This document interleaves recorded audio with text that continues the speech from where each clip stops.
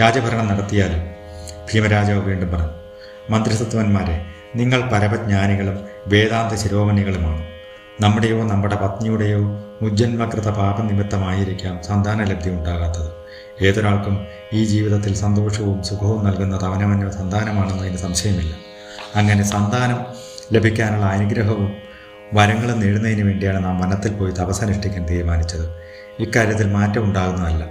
അവസാനം ആ മന്ത്രിമാർ രാജകൽപ്പന അനുസരിച്ചു.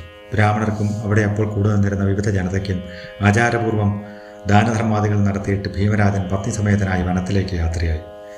താമരത്തടാകം, താമര വിരിഞ്ഞ് പരിലസിച്ച് നിൽക്കുന്ന പ്രശാന്തമായൊരു അന്തരീക്ഷം. അതിലൊരാശ്രമം കാണപ്പെട്ടു. ആശ്രമാന്തരീക്ഷത്തിൽ ശാന്ത സ്വഭാവികളായ ധാരാളം പക്ഷിമൃഗാദികൾ സാഹോദര്യഭാവത്തിൽ വിഹരിക്കുന്നു.